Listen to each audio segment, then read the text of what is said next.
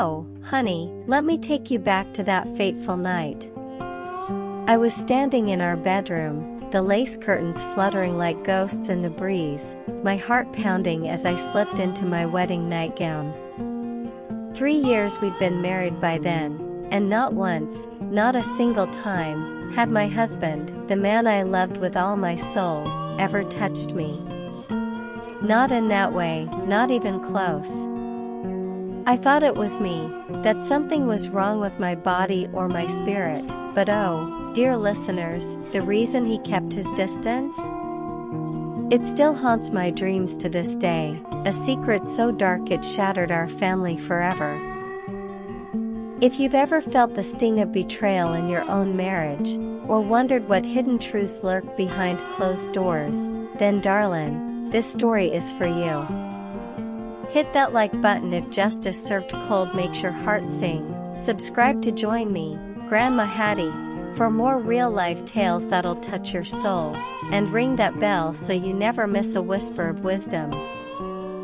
Settle in with a cup of tea, because this one's gonna pull at your heartstrings and leave you gasping. Let's dive into the heartache that changed everything. Oh, my dear listeners, gather round now. It's your old Grandma Hattie here, sittin' in my cozy rocker by the window, with the afternoon sun filterin' through like golden threads of memory. I've got my knitting in my lap, though truth be told, these arthritic fingers don't twist the yarn like they used to, and a pot of chamomile tea steamin' beside me. The scent of it always takes me back, you know? Back to simpler times, or at least times that seemed simple until the veil was lifted.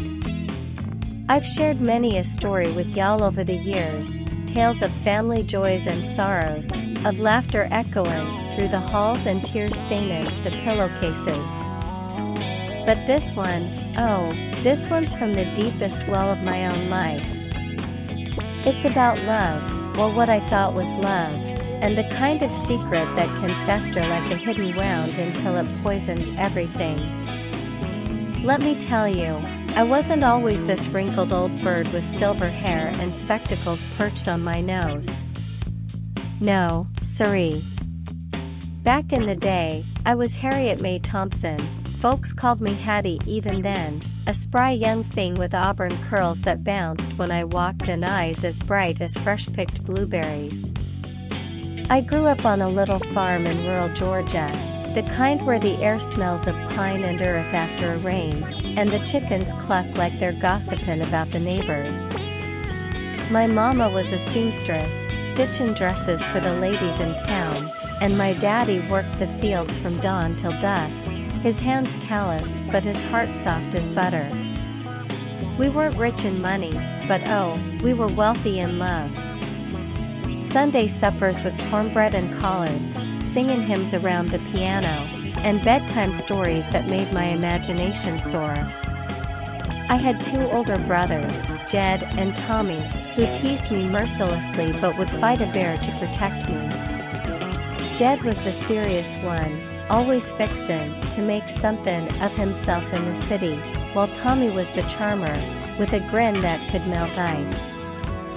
And then there was me, the baby of the family, dreaming of romance like in those novels I'd sneak from Mama's shelf. Little did I know, my own story would twist in ways no book could prepare me for. It was the summer of 1948 when I first laid eyes on Elias Whitaker. I was 19, fresh out of high school, helping at the county fair selling pies for the church bake sale. The air was thick with the aroma of fried dough and cotton candy, laughter ringing out from the Ferris wheel, and the band playing tunes that made your feet itch to dance. Elias strolled up to my table, tall as a pine tree with broad shoulders from working in his daddy's lumber mill. His hair was dark and wavy, eyes a deep brown that seemed to hold secrets, and a smile that lit up like fireworks on the 4th. "Miss Hattie," he said, tipping his hat, "I've heard tell your apple pie could make a man forget his troubles.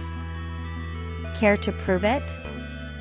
"Well, honey, I blushed so hard I thought my cheeks would catch fire. We talked for hours that day, about everything and nothing, the stars, our dreams, how he wanted to build a house with his own hands someday. By the end of the fair, he'd asked me to the picture show, and just like that, we were courting. Elias was 23, steady as a rock, and from a good family. His mama, Mrs. Whitaker, was a pillar in the community, always in organic charity drives, and his daddy owned that mill that kept half the town employed. They had a big old Victorian house on the hill, with wraparound porches and gardens bursting with roses. I felt like Cinderella stepping into their world. Our courtship was a whirlwind of stolen kisses under the willow tree by the river, picnics with sandwiches wrapped in wax paper, and dances at the Grange Hall where he'd spin me round till I was dizzy with joy. Elias was gentle, respectful, never pushed for more than a chaste peck on the lip. I thought it was because he was a true gentleman, raised right. "I want to do this proper, Hattie," he'd say, squeezing my hand. "You're too precious to rush." My heart swelled with love. I felt chosen, cherished. We married in the spring of 1950, in the little white church where I'd been baptized. I wore a gown Mama sewed herself, ivory satin with lace trim, and carried a bouquet of wildflowers I'd picked that morning. The pews were filled with kin and neighbors, the organ swelling with "Here Comes the Bride." Elias looked so handsome in his suit, his eyes misty as he slipped the gold band on my finger. "I promise to love you forever, Hattie," he whispered during our vows. Through thick and thin. Oh, how those words echoed in my soul. Our wedding night was at the Whitaker family home. They'd cleared out for us, heading to a cousin's for the weekend. I was nervous as a cat in a room full of rocking chairs, my stomach fluttering with anticipation. I'd heard the whispers from married girlfriends about what to expect, the intimacy that sealed the bond. I bathed in rose-scented water, slipped into a silky nightgown I'd saved my pennies for, and waited in the four-poster bed, the sheets crisp and cool against my skin. Elias came in, his face pale in the lamplight. He sat on the edge of the bed, fully clothed, and took my hand. "Hattie, darling," he said, his voice shaking a bit, "I'm plumb wore out from the day. Let's just hold each other tonight, We've got our whole lives ahead." I nodded, hiding my disappointment behind a smile. It was our first night, maybe he was right. We cuddled under the covers, his arm around me, but nothing more. I fell asleep to the rhythm of his breath in, dreaming of the family we'd build. Days turned to weeks, and still, nothing. We'd kiss good morning and good night, hold hands at supper, but when bedtime came, Elias would turn away, muttering about band tired from the mill or having a headache. I tried to initiate once or twice, sliding closer, whispering sweet nothing, but he'd gently push me back, "Satin, not tonight, love. Soon." My heart ached with confusion. Was it me? Was I not pretty enough? Not desirous? I stared at myself in the mirror, poking at my curves, wondering if something was wrong. Months passed like sand through an hourglass. We settled into married life in a little cottage Elias built on the edge of his family's property, a coy place with a stone fireplace, a kitchen garden out back where I planted tomatoes and herbs, and a porch swing where we'd sit watching the fireflies dance. Mornings, I'd wake to the smell of coffee brewing, Elias humming as he fried eggs. We'd eat together, talk about the day ahead, he at the mill, me tending the house or helping Mama with sequin.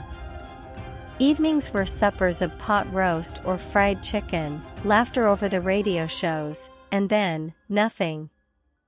The bed became a chasm between us, wide and cold. I confided in Mama once, over tea in her kitchen.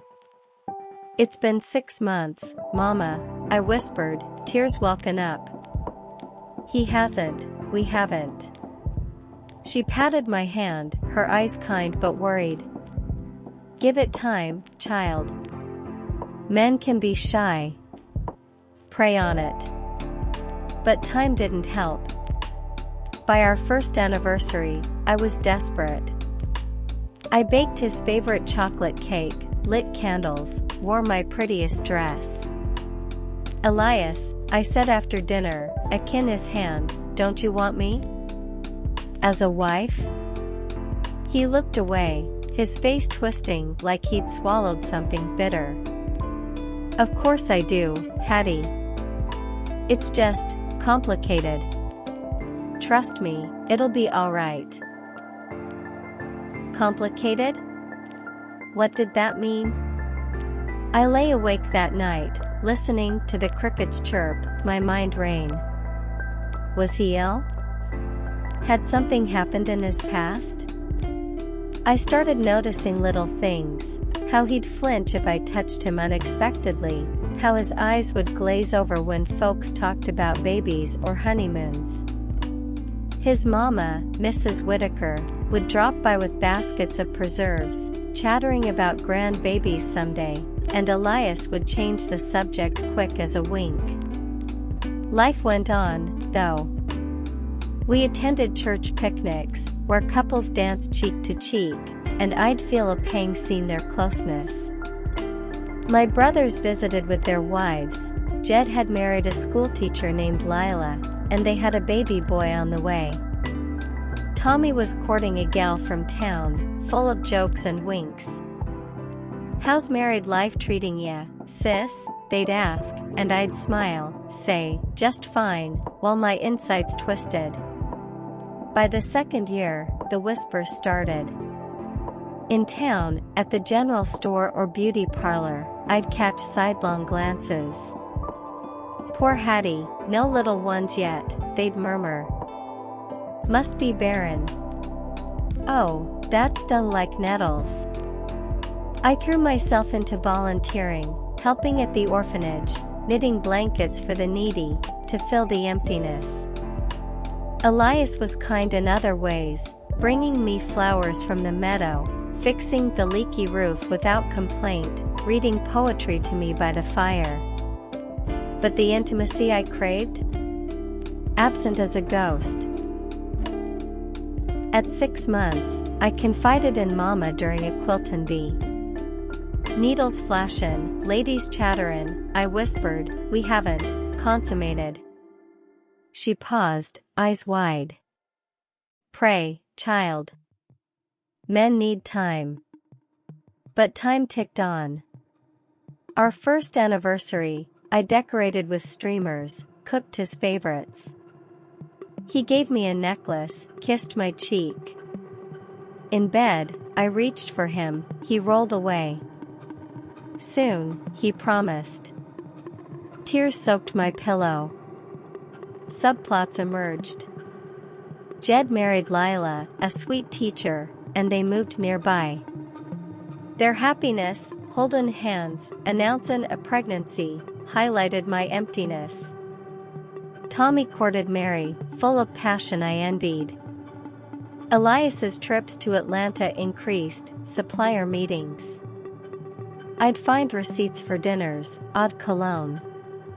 One day, laundry day, the letter, "Dear Eli, miss our nights. Come soon. Robert." My heart raced. "Who?"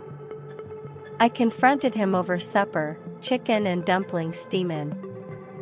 "Old friend," he snapped, unusual for him. Tension simmered. Holidays amplified it. Christmas 50, family gatherin', gifts exchanged, carols sung.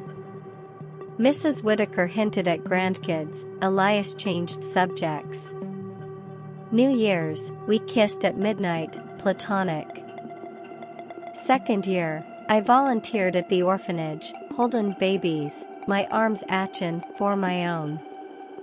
Elias built furniture, a cradle, ironically. Clues mounted, a photo in his wallet of him and Robert, arms around each other. Army buddy, he said. Our second anniversary, picnic by the river. I pleaded, what's wrong? He cried, I can't explain. By year 3, I was a shell. Town gossip, Baron Hattie. My heart broke daily. Third anniversary, dinner ready, I waited. He came home late, sat down. We need to talk. The reveal, I don't love women that way. Robert is my love. Shock, tears, understanding dawning. Divorce followed, scandalous, but necessary. I rebuilt with George later, had kids. But the haunt remains.